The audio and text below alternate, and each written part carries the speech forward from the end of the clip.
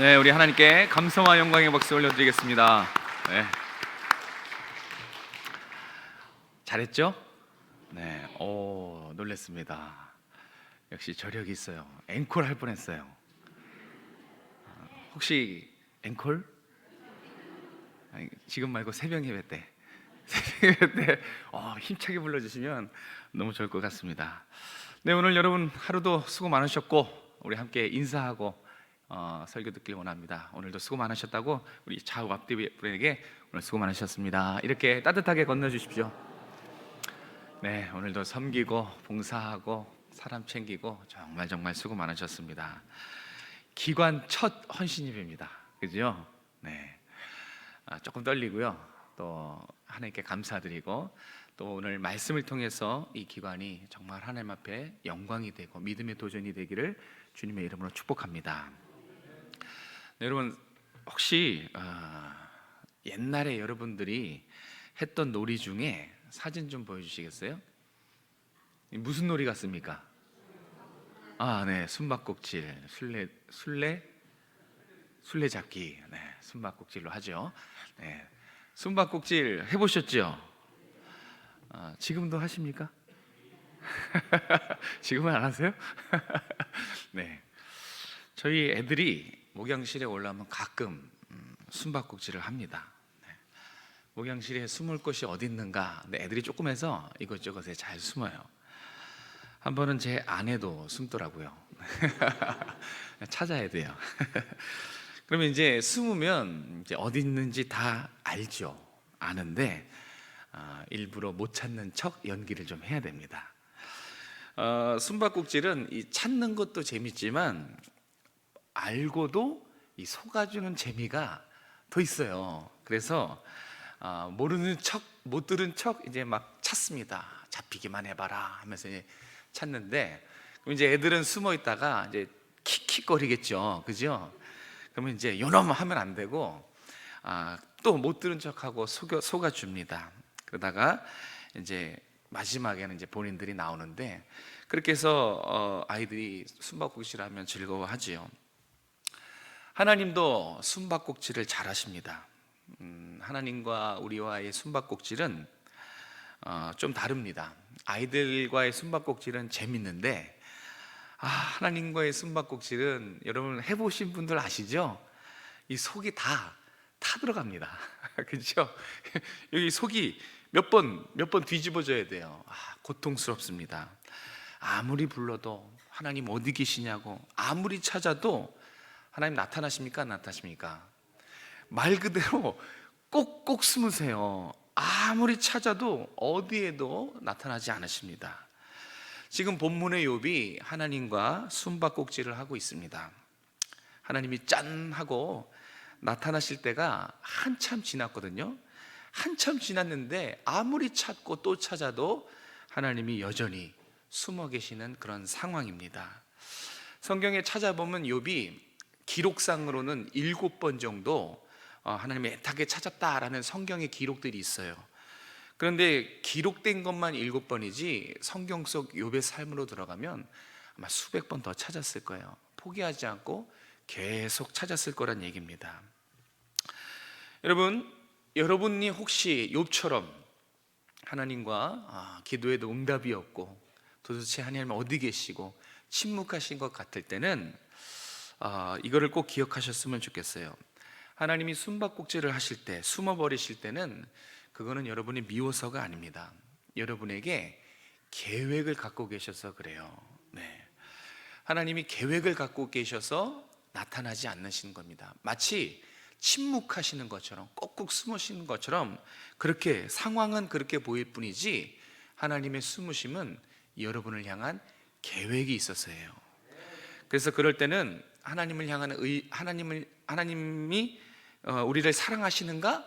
그 사랑을 의심하지도 마시고 하나님 나에게 왜 이러시나 삐지지도 마십시오. 다 하나님은 계획이 있으시고 다 이유가 있으시구나. 그렇게 하시고 계속 기도하십시오. 기도의 자리를 계속 지키시고 찾으십시오. 그러면 그게 정답이에요. 그리고 방법이 또 그거밖에 없어요. 하나님이 숨으실 때는 우리는 찾을 수가 없어요. 그럴 능력이 없지요. 그냥 계속 기도로 하나님을 찾는 방법이 없고, 그것밖에 없고, 또 그것이 가장 지혜로운 정답입니다. 오늘 첫 번째로 살펴본 말씀은 하나님은 어떤 분이신가 하는 것입니다. 오늘 본문에서 소개되는 하나님, 그 하나님은 어떤 분이십니까? 첫 번째, 우리를 단련하시는 분이십니다. 우리 10절 말씀을 같이 한번 읽어볼까요? 10절 시작. 그가 내가 가는 길을 그가 아시나니 그가 나를 단련하신 후에는 내가 순금같이 되어 나아오리라. 아멘. 네.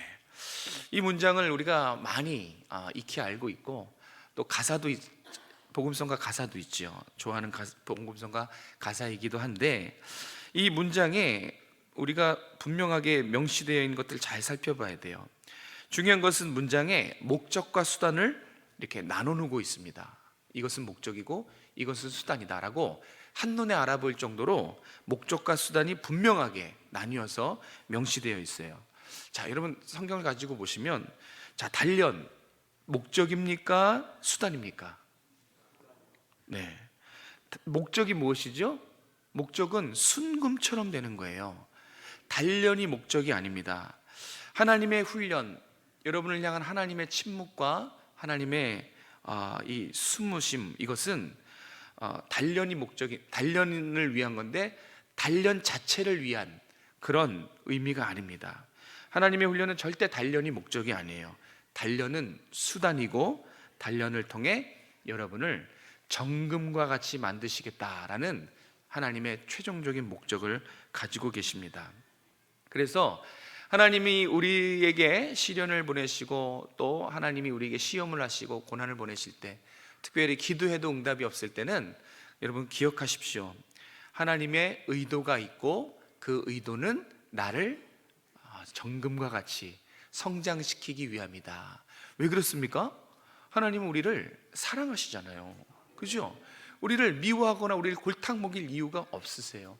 아들까지 내어주신 분이 어떻게 우리에게 그렇게 하십니까? 그죠?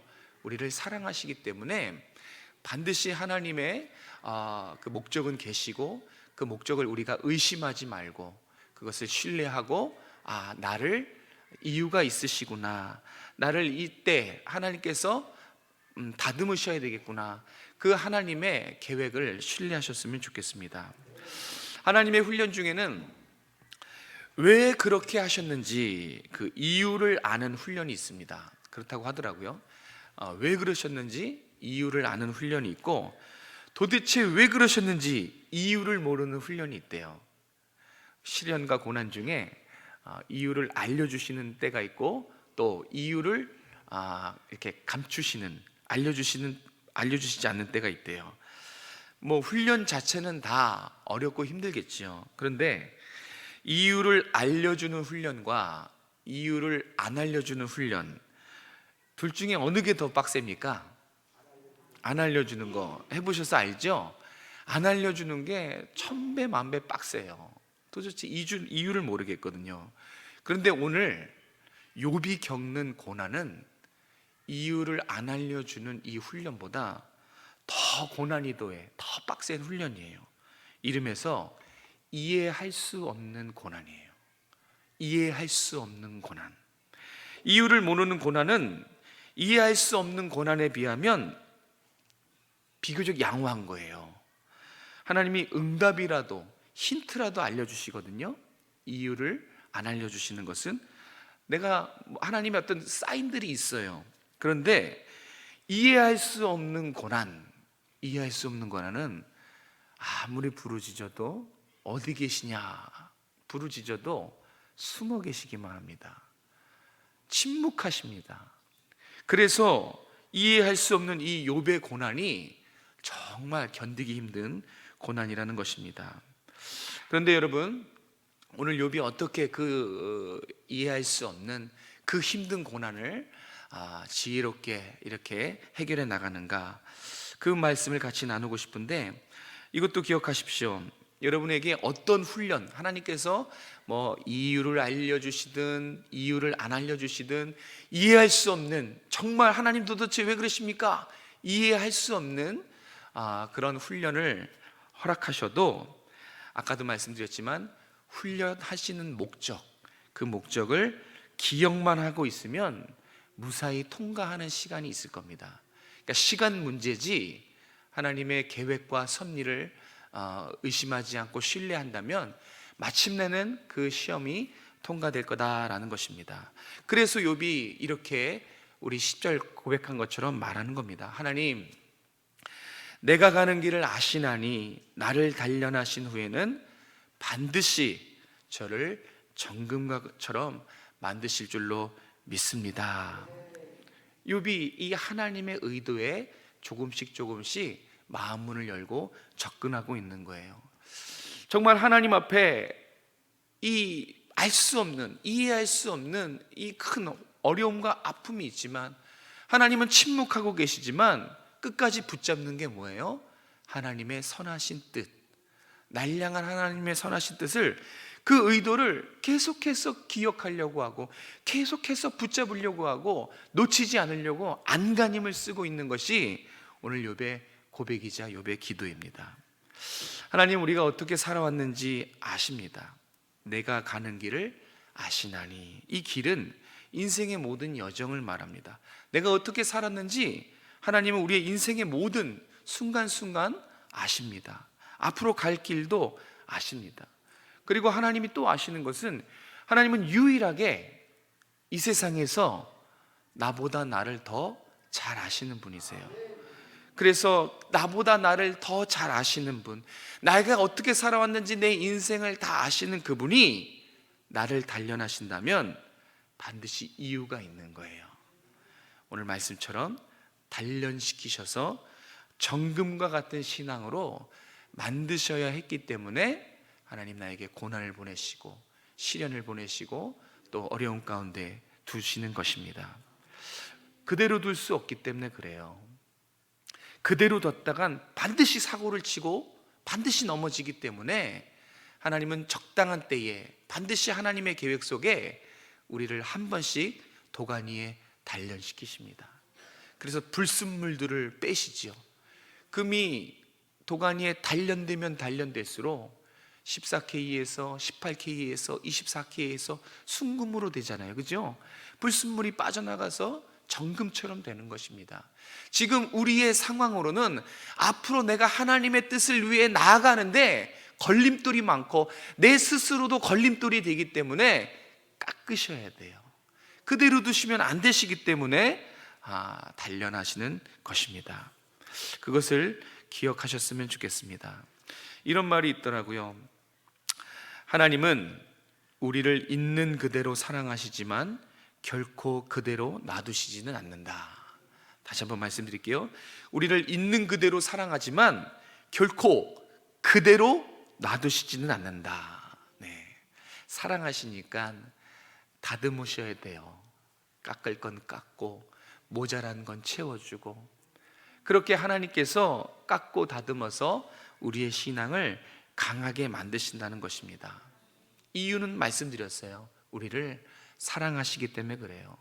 이 세상은 점점 더 정말 살벌하고 점점 더 신앙을 가지고 살아가기 힘든 사회로 하루 막 빨리빨리 변화가고 있습니다. 이렇게 세상과 싸울 수, 그런 신앙인, 군사와 같이 이 세상 속에서도 싸울 수 있는 신앙인 만들기 위해서 그리스도의 장성한 믿음에 이르기까지 우리를 연단시키고 훈련하시는 것입니다. 하나님의 훈련에 기뻐하시고 감사하실 수 있길 원합니다. 네, 의도를 파악하고 있으면 돼요.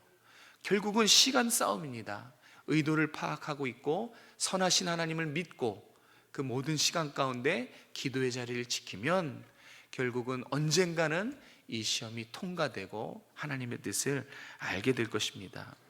이 하나님의 사랑과 여러분을 아끼시는 이 하나님의 마음을 신뢰하시는 여러분 되시길 바랍니다.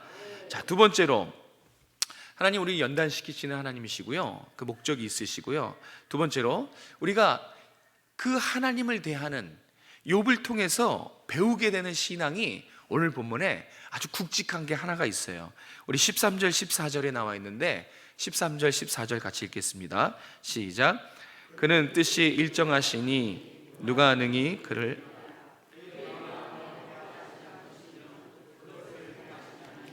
그런즉 내가 작정하신 것을 이루실 것이라. 이런 일이 그에게 많이 있느니라. 아멘.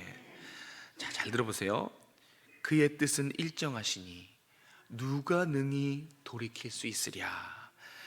하나님께서 마음 먹고자 하시는 것이면 반드시 행하나니 그런즉 나에게 작정하신 것을 반드시 이루실 것이라. 이러한 일들이 하나님께는 많다. 이게 이제 13절 14절이었어요. 자, 이 고백을 조금 더 살을 입혀서 고백하면 이런 뜻이 됩니다. 잘 들어보세요. 하나님, 작정하신 계획을 이루십시오. 이해할 수 없는 고난 또한 저를 향한 하나님의 계획의 일부임을 믿습니다. 이렇게 고백할 수 있어요. 이해할 수 없는 그 고난 또한 나의 계획의 나를 향한 하나님의 계획의 일부라는 거예요. 얼마나 놀라운 믿음입니까? 이해할 수 없는 정말 이 고통, 그러면서도 하나님의 작정과 섭리를 인정하는 이 신뢰, 이게 정말 우리가 오늘 배워야 될, 욥을 통해 배워야 될 신앙인 줄로 믿습니다. 갑자기 암이 찾아오거나, 갑자기 몸에 이상이 생기거나, 갑자기 사랑하는 자녀들이 문제가 생기거나, 재정상의 이유가 생길 때 고통스럽죠. 하나님 도대체 왜 이러시냐고, 그렇죠? 왜 나에게 이렇게 어려움을 주시냐고, 하나님의 뜻이 뭐냐고 아무리 기도하고 새벽마다 부르짖어도 하나님 1절 말이 없으세요. 그런 깊은 고통을 한번 여러분 경험해 보셨습니까? 지금 욥이 그런 상황에서 하나님께 뭐라고 고백하냐면 이 이해할 수 없는 고통 또한 하나님의 계획의 일부인 줄로 믿습니다. 이 놀라운 고백입니다. 이 14절이 욥의 고백 중에서도 중요한 고백이래요. 왜냐하면 이 고백 기점으로, 이 14절 기점으로 이전에는 욥이 이 까닭물을 고난 하나님의 오랜 침묵에 계속 항변을 해요. 왜 그러시냐고, 알려달라고, 그러면서 나는 의롭고 나는 무죄하다고 그렇게 계속 하나님 앞에 항변을 하는데, 이 14절에 와서는 그 하나님의 계획과 섭리를 이해할 수 없지만 받아들입니다. 여러분, 이것은 정말 하나님이 기뻐하시는 믿음이에요. 내 이해를 넘어서, 내 상황을 넘어서 온전히 하나님의 계획을 신뢰하는 거, 이게 정말 놀라운 믿음입니다. 저는 이 놀라운 믿음을 우리 오늘 아브라함과 이삭과 야곱 헌신 예배를 드리는 기관 회원들에게 같이 나누고 도전하고 싶은 것입니다. 지금껏 쭉 얼마나 신앙의 선배들로 정말 반듯하게 솔선수범해서 그 믿음의 그 앞장서서 길을 잘 인도해 주셨는데, 오늘 이 욥의 믿음이 더하여서 정말 하나님 앞에 모든 상황 알 수 없지만 저 하나님을 신뢰합니다. 나의 모든 상황도 하나님의 신실하시고 선하신 계획인 줄 믿습니다. 이 흔들리지 않는 이런 신앙을 겸비하실 수 있길 주님의 이름으로 축복합니다. 욥이 지금 하나님 앞에 하나님, 저의 이 모든 상황은 하나님의 계획의 일부입니다 하면서 수용을 하고 있는데, 그러면 문제가 해결됐을까요? 아니요. 여전히 현실은 암담합니다. 하루아침에 재산이 다 날아가고 생태 같은 자녀들 다 천국 가고, 또 자신도 몸에 병을 얻고, 또 많은 사람들, 그 부유했을 때는 친하게 지냈던 사람들이 다 등 돌리고, 사랑하는 친구들조차도 욥을 비난하고 있는 그런 상황은 변해지지 않았어요. 욥은 여전히 힘들고 어렵습니다.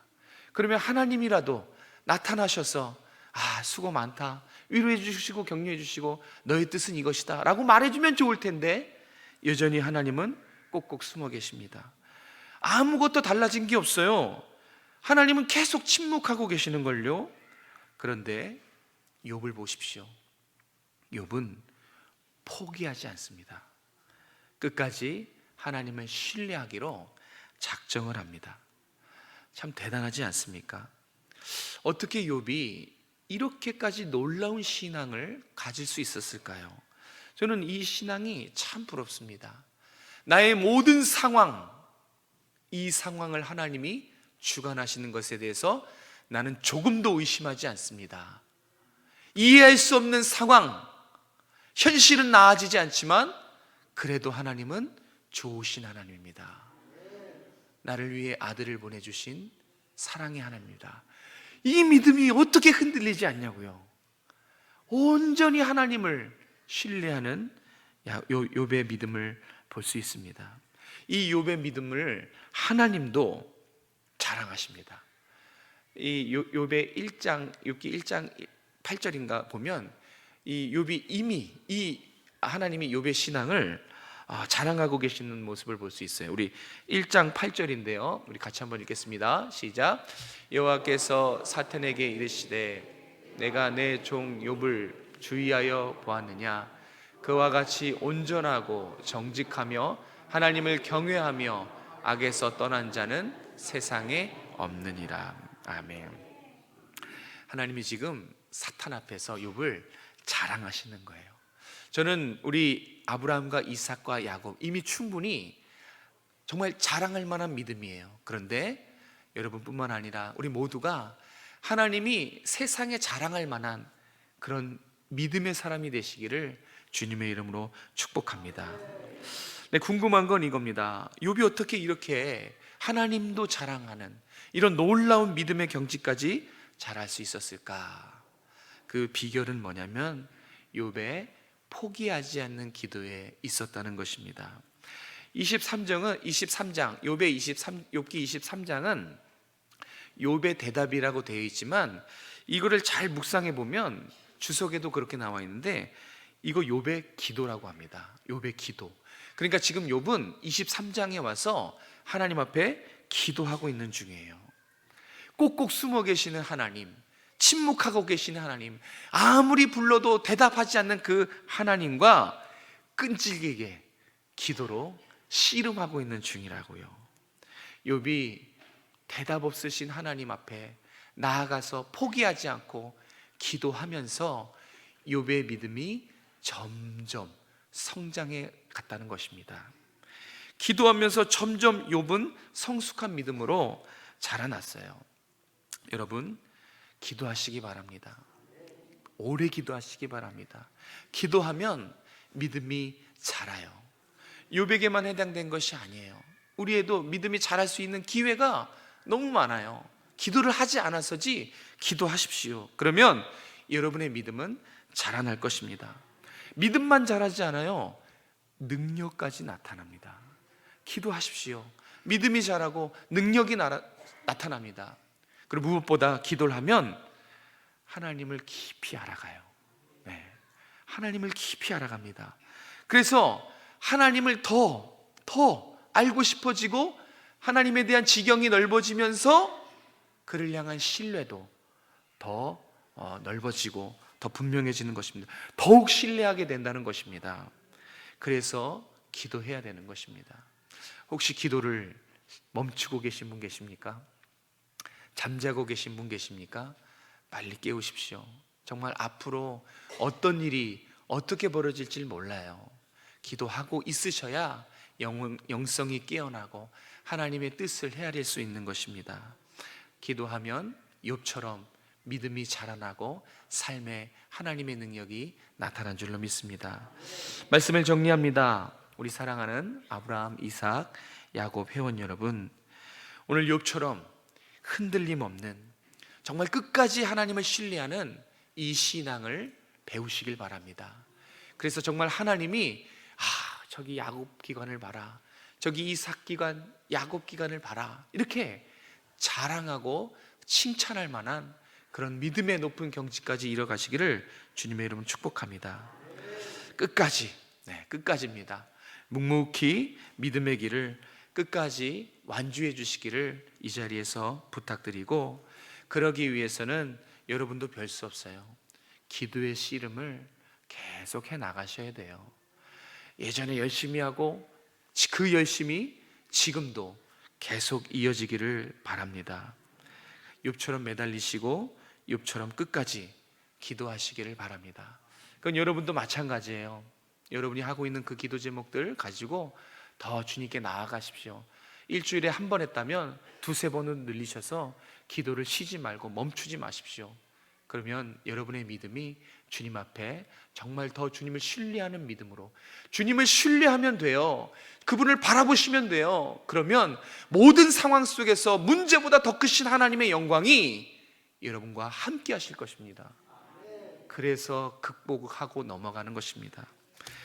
하나님이 기뻐하시고 자랑할 만한 기도의 사람, 믿음의 사람 되시기를 주님의 이름으로 축복합니다. 기도하겠습니다. 주님 사랑하고 주님 신뢰합니다. 오늘 아브라함, 이삭, 야곱 기간 헌신 예배를 허락해 주신 것을 감사드립니다. 오늘 이 욥의 믿음을 본받을 수 있도록 도와주시고, 어떤 상황에도 흔들림 없이 하나님, 나의 모든 것은 하나님의 섭리와 계획의 일부인 줄로 믿습니다. 당신께서 침묵하게 계시고 이해할 수 없는 고난을 주셔도 주님 포기하지 않고 신뢰합니다. 이 믿음을 배워나갈 수 있도록 하나님 허락하여 주시고 은혜 베풀어 주시옵소서.